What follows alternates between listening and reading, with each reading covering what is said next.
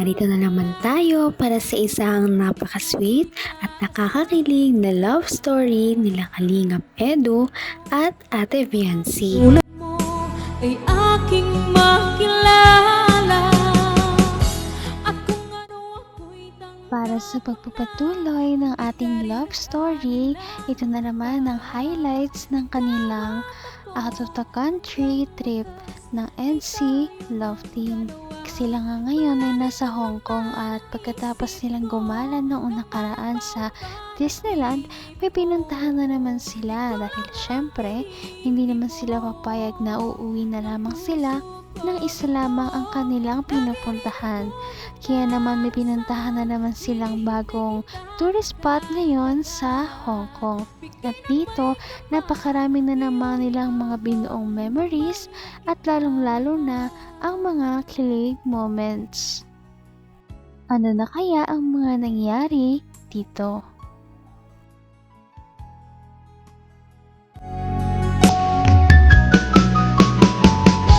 ang nais ko lang. Angas.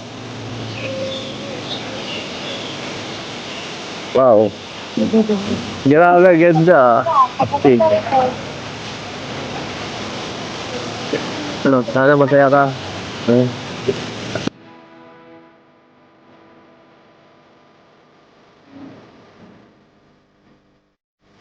Napakagandang paligid na to. Grabe, sobrang ganda dito. Sobrang ganda dito. Ako lang ba o parang mas lalong gumaganda ka rito? Bagay sa'yo mga outfit mo. Di naman ganyan ka-sexy yan ah. Sa'yo karay ko. Hindi, dati na yan. Wala. Dati na maganda.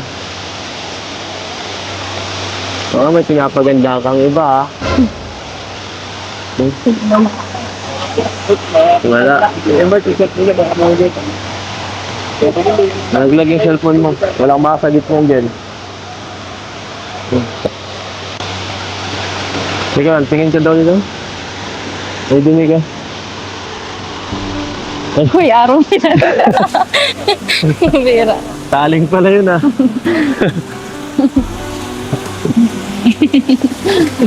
Kung ano ako'y tanggap mo na, hindi ka rin nag-alinlangan pa. Grabe naman talaga ang pagpapakilig ng EDC Love Team. Hanggang Hong Kong, abot na abot talaga ang kilig dito sa Pilipinas. Kaya naman nakakakilig dahil nag-holding hands na naman ang dalawang ito. Ikaw lang ang tinitipo. Uy, araw na. Bira. Taling pala yun ah.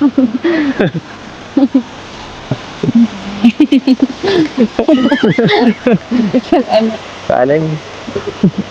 Di ko napansin yan. Biglang tumubo ah. Ang kita mo yan, niloloko mo ako eh. Simple ka. Bagay na bagay oh.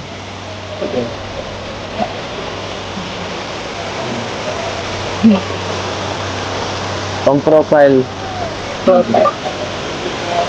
Sige, dito na tayo. Balad-balad muna tayo. Ciao. Ciao. Ikaw. Ikaw ang gusto mo. Ako? Ako. Ano?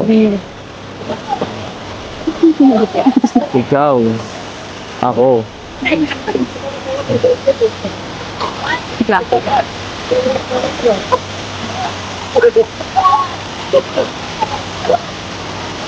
Hindi. Ganda. Ikaw at ako.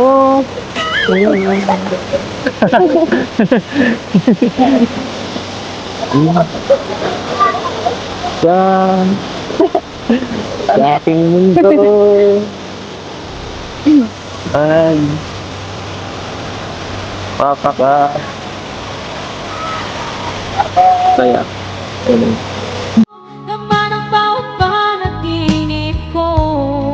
Ikaw lang ang Pag silang dalawa talagang magkasama, ay parang hindi na nila napapansin ng mga tao sa kanilang paligid.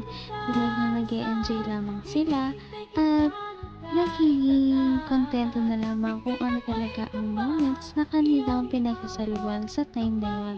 Kaya naman nakakawa ng kind ng kanilang Balikan. Oo.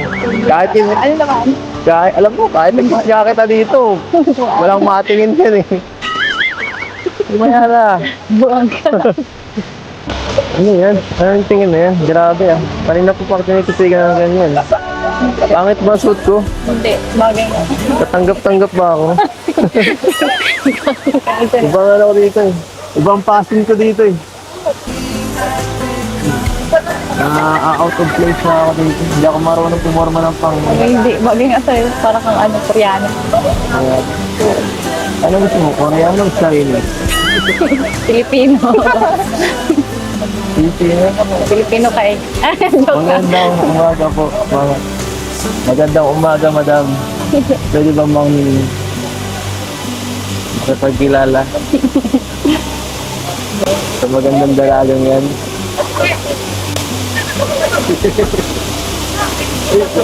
Uy, grabe oh. Hinuholding hands mo ko, kakakilala pa lang natin. Ano ba yan?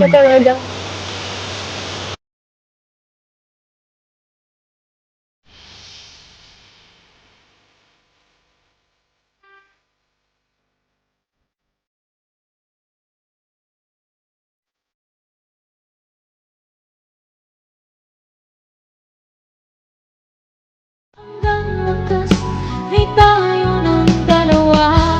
Palagi kang naman ang At syempre dahil ngayon lamang sila nakapunta sa ganitong lugar, todo talaga ang picture nila kaliwat kanan.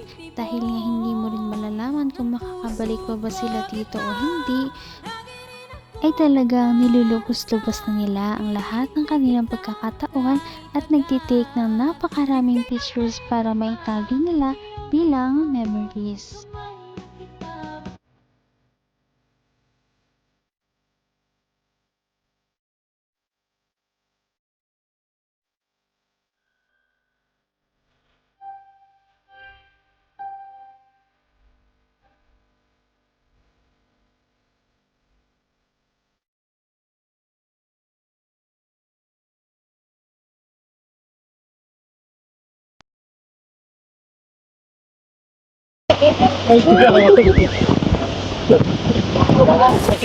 Ganun din eh. Susuka. Ate kayo po yung tita ni Bianci, ano po? Ay, opo. Kumusta naman po? Okay lang po. Kumusta naman po si Bianci para sa'yo? Ano masasabi niyo po sa kanya? Sa mga achievements po niya ngayon? Ay, ano po. Proud ako dyan, Kalingap, kasi at least po, malaki po yung improvement niya ngayon. Nakakatuwa po yung mga nangyayari sa buhay niya ngayon eh. Parang, ano, yung sobrang nakaka-amaze kasi gaya nito, nakarating siya dito nang dahil po sa inyo. Nakaka-amaze po.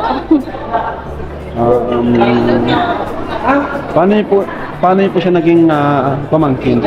Bali yung ano po, yung papa niya, si Kuya Beran po, pinsang buo ko. Okay. Bali si Beyonce po is pamangkin ko sa Pamangkin sa pinsan. pinsan. Oo. Okay. First cousin ko po yung papa niya. Lahat naman yata ng mga taong nakakilala kay Ate Bianci noon ay pare-pareho ang nararamdaman. Lahat talaga sila ay pare-parehong proud kay Ate Bianci sa kanyang mga natatamo sa buhay. Ang dating simpleng labanderang estudyante lamang, ngayon ay magiging maginhawa na ang buhay at magkakaroon na rin ng kanyang sariling bahay. Napaka-sweet talaga nila at napakabait ng tambalang ito kaya maraming sumusuporta. Kaya naman sana ipatuloy natin silang suportahan at mahalin si Bianci, si Kalingap Edu at ang Kalingap team. Yun lamang at maraming salamat sa panonood. Abangan natin kung magkakatuluyan ba talaga si Kalingap Edu at Bianci. Hanggang sa muli! Bye! Ngayon'y abot kamay na kita.